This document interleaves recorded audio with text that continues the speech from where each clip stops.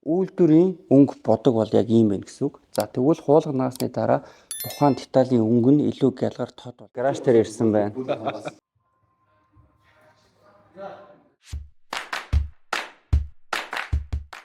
Өдрийн 17 дахь өдөр. Өнөөдөр үндсэн ус ажил дээр ирээд сток чесер Японоос орж ирээд хуулга наалгаж байна.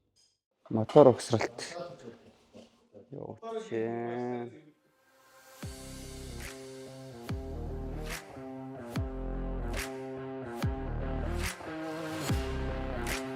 Энэ бол хуулга наацсан байгаа деталь. Энэ бол хуулга наагаагүй байгаа деталь.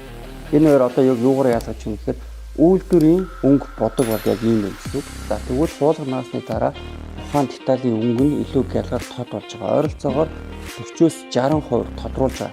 За шалтгаануудын нэг гэх юм бол тухайн хуулганы материал өөрөө илүү тунгалаг болоод лакм бүхэлдэй учраас тухайн деталийг илүү тод гялгар болгож шаарддаг.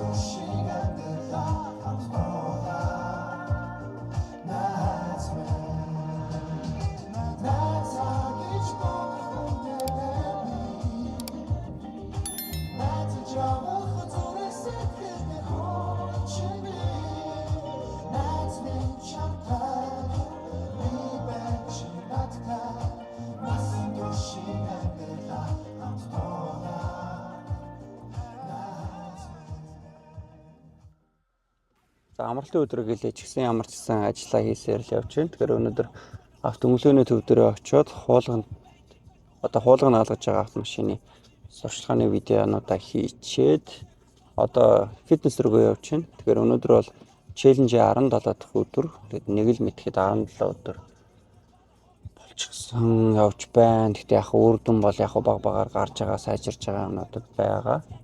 Тэгээд мэдээж 100 өдрийн дараа л илүү бодтой илүү хүнд харуулах үйлс хэмжээний үр дүн өөрчлөлт гарах бах.